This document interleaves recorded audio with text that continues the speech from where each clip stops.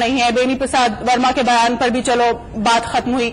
आज अचानक 16 मार्च का बयान याद आ जाता है और फिर आज ही अखिलेश का भी बयान आता है जिसमें वो कहते हैं कि सीबीआई जांच का दुरुपयोग होता है या धौंस उसकी जमाई जाती है। एक तरह से इनडायरेक्टली उन्होंने ये कहा। शीतल, ऐसा है कि ये बात तो मायावती भी कहती रही हैं, मुलायम सिंह जी भी कहते रहे हैं कि जो हम सरकार का समर्थन कर रहे हैं लेकिन सीबीआई के जरिए कभी वो बाय हुक एंड क्रुक सरकार हमसे समर्थन लेना चाहती है। तो ठीक है, वो उनका अपना रहा है।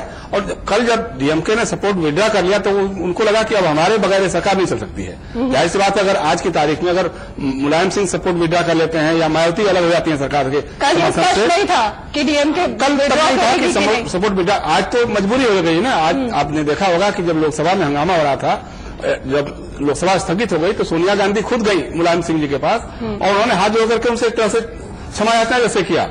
तो उसी के बाद फिर प्रधानमंत्री ने बुलवा लिया बेनी प्रसाद वर्मा जी को। वर्मा जी गए, उन्होंने बाहर निकल करके अपने बयान पर खेद भी जारी किया। लेकिन देखिए लेकिन खेद उन्होंने जारी किया, माफी नहीं मांगी। उन्होंने कहा कि अभी भी वो ये कह रहे हैं कि मैंने ऐसा कुछ नहीं कहा। नहीं, वो ठीक है, वो उनका अपना कहना हो सकता है। अब मुलायम सिंह जी लोग उसके बाद भी तो राज्यसभा में जाकर के हंगामा किया इन लोगों ने। वो तो चाहते ही हैं कि किसी न किसी कम से कम बेनी प्रसाद वर्मा जी की राजनीतिक बलि तो होनी ही चाहिए। देखिए शीतल, असल बात क्या है, लोकसभा के चुनाव पर सबकी निगाह है। अभी पिछले दिनों देखिए मुलायम सिंह जी ने क्या कहा था कि भारतीय जनता पार्टी अगर अयोध्या और विवादित मुद्दे अगर हटा दे तो हम उनका साथ लेने और देने में हमको कोई हर्ज नहीं होगा। उसके बाद दूसरा घटनाक्रम क्या होता है, भारतीय जनता पार्टी की राष्ट्रीय कार्यकारिणी की बैठक होती है, राष्ट्रीय परिषद की बैठक होती है। उस बैठक में भारतीय जनता पार्टी ने अयोध्या में राम जन्मभूमि का नाम ही नहीं लिया, मंदिर बनाने का कोई बात ही नहीं किया। कश्मीर से धारा 377 है उसको हटाने की बात थी, उसको कभी चर्चा भी नहीं लाया। कॉमन सिविल कोड जो उनका लगातार एक मुद्दा रहा है उसको उन्होंने छुआ भी नहीं। तो एक तरह से एक मैसेज देने की बात हुई। आज जिस तरह से बात हो रही थी लोकसभा में, आज भी मैं सुषमा स्वराज खड़ी हो गई।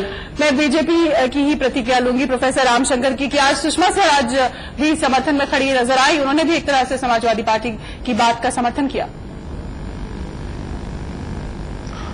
देखिए, हमारी नेता आदरणीय सुषमा जी ने जो कुछ कहा है, वो एक मंत्री होकर के जिस तरह का बयान दिया है, मैं समझता हूं कि वो बयान निश्चित रूप से बहुत खराब था। किसी के लिए भी इस प्रकार का सार्वजनिक बयान देना, मैं समझता हूं कि जो हम लोग संसदीय भाषा बोलते हैं, सीधा सीधा उसका उल्लंघन हुआ है।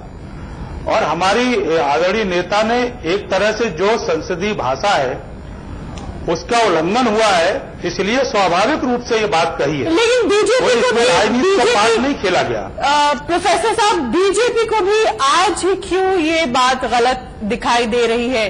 बेनी प्रसाद वर्मा का ये बयान गलत दिखाई दे रहा है, समझ में आ रहा है। ये तो बहुत दिन पुराना बयान है। नहीं तो जब संसद में ये मुद्दा उठा, पिछले समय भी उठा, लेकिन आज भी उठा, तो आज ये मुद्दा उठाया गया। लेकिन आपको ये समझने की आवश्यकता, ये भी समझना पड़ेगा कि आखिर में बेनी प्रसाद वर्मा जी ने जो कुछ बयान दिया उसके लिए सारा का सारा सदन इस बात को स्वीकार कर रहा था, गलत बयान दिया है। और जहां तक बात ये हुई कि माननीय मुलायम सिंह जी ने जो कल बोला और आज वो पलट गए, तो हम सब जानते हैं कि राजनीति में समय की बहुत बड़ी भूमिका रहती है और समय कल और आज में इतना परिवर्तन हुआ तो बीजेपी भी लगने लगा बीजेपी चुप नहीं बैठूं। बीजेपी भी समय टाइमिंग देखने की उस परंपरा को निभा रही है। आज जो बयान बीजेपी की ओर से आया टाइमिंग के मुताबिक आया?